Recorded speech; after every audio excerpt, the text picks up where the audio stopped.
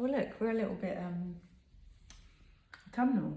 yeah, and also I don't let people match at photo shoots, but I tell them to look like they belong together. Oh, do And we I feel belong like we together? belong. Oh, we're clashing up the prints. Good morning. So I didn't want to get up early on a Saturday morning, so I'm pre-recording this for you. This is Charlotte. Hi. Charlotte is a very dear friend of mine and founder of the Grateful Hearts Club.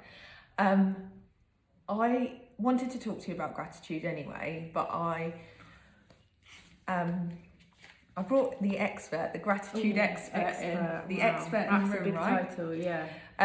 So I brought Charlotte in to talk to you about it because for me, her story is the probably the hardest story I've heard and the deepest in terms of the pivot from losing hope, like you said, to practicing gratitude every day and really turning your life around, right?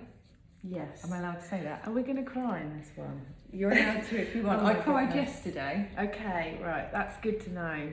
Okay, so Charlotte, tell me about gratitude. What does gratitude mean to you?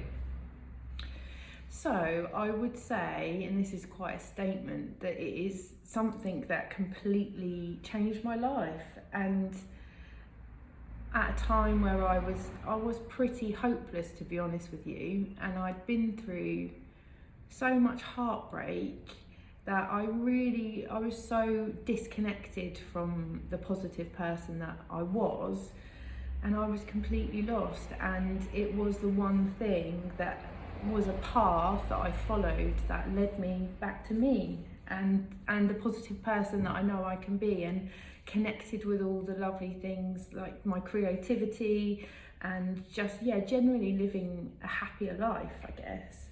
So, do you want to tell them your story? Yes, okay. So, I just had the worst, probably, I would say 8 years it went on for, a really long time. I was lucky enough to find someone that I truly love, like a real soulmate, partner in crime, kind of everything rolled into one. And I'm very grateful that I found that, because I know that isn't easy for everyone. And we had an amazing relationship, we had so much fun, and we got to sort of our 30s and we wanted to settle down and have a family, get married and have a family, the regular kind of stuff. And we started trying for a family, and we just had so much heartbreak, really. We had, a string of unsuccessful pregnancies, miscarriages, but they were really complicated and drawn out, and we sort of tried and failed so many times. And in 2013 we had a successful pregnancy. We'd not got that far, and sadly we lost our daughter Olive in childbirth. And it was just my world, just the lights went out on my world, I guess, and things just turned really dark. But I had this darkness within me, and obviously losing a child is probably one of the worst things that can happen. But I didn't give up hope at that stage. I really kind of I didn't think that was going to be the end, and I kept, me and my husband, we kept going. And we had more unsuccessful pregnancies, and the last time I actually had an ectopic pregnancy that was really dangerous, and I can't have children of my own now. And that sort of chapter of my life went on for probably about 8 years, and so lost in grief, and I lost hope. I thought we were going to get our happy ending, and it never came. And although I was living, I was just existing, I suppose. And I think as women, we're quite good at putting a bit of a mask on. So if you knew me during this time, if you knew me during this time, you would probably not have realised perhaps what was going on. But it wasn't a life. I was caught up in comparison. I focused on everything I didn't have. you know, that chapter of your life, everyone is kind of having babies, 1, 2, 3, 4, 5, whatever the number. It was a really, really hard, difficult time. And it wasn't a life really. And one day I just sort of thought, right, I need to make a choice here. And I chose to start focusing on what was there, what was present, the good stuff that was in my life, because there was loads of it, but I just wasn't choosing to see it. When you did that, did that come from within, or did you see something that made you feel like I should try that? It's weird because I guess 8 years ago there wasn't all this talk of gratitude, was there? No. It wasn't such a thing. But I always remember thinking, like, I couldn't get out of bed, like, for a long time, and I always remember thinking, it makes me sad thinking about it actually. I thought of one thing I was grateful for, and that was the way that I got out of bed. And then I always used to say to anyone that would listen, like, if my husband Joe, like, if I just had him, then I was already lucky, and I'd already won. And all of those, you know, those things, those little techniques, the things that I was saying were gratitude. I was saying I had a great house, I had a lovely dog, I had good friends and family. Like, I gave thanks for those things. And I wouldn't have even labelled it as practicing gratitude back then. Something that I said and I did. But what I realise now is that I was focusing on what was present rather than the lack, rather than what was missing. And I stopped comparing my life to others, because while I had someone to even try and have a baby with, you know, some people don't get that, do they? No. They don't get to that point.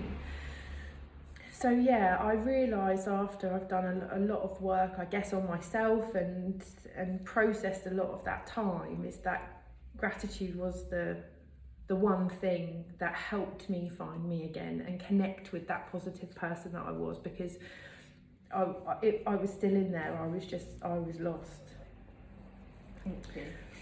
And if you could give one tip for people that are feeling that way or helpless, or maybe even people that just want to raise how happy they are, what would it be? So I guess what I've realised is that there's so much pressure now to be grateful. Mm-hmm. And, you know, filling out, especially on you. well, I know I cannot afford to be ungrateful at any point. No. Because if I slip up, people will be like, oh.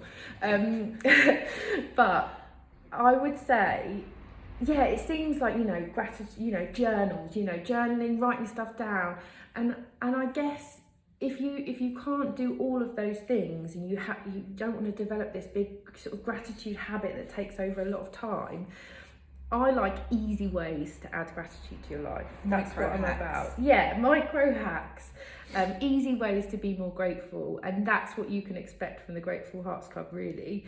So I would say attach gratitude, or make gratitude your habit. So I like that. I know, this is a new thing. It's a new thing. So something you do every day. Maybe it's something like really super mundane. So sometimes if I clean my teeth, I just think about what I'm grateful for. You do that every day. It's like such a small pocket of time. Stir your coffee, you clean your teeth in the morning and the evening. So it's a nice little sort of sandwich, gratitude sandwich. That. Or you could be on the school run. Maybe you've got a family. Maybe you want to speak to your kids about gratitude for like 5 minutes on the school run. Maybe you drive to work for an hour, or you're on a train or a bus. Like, add gratitude to something you do already, because it's like wasted time, really. You could be on your phone, you could be scrolling, or you could just be thinking about a few things you're grateful for. Amazing. Top easy ways. I'm about the easy ways. So what I really wanted to say to you was, what we're looking to do when we're cultivating happiness is to make gratitude our primary response and our primary emotion that we are feeling.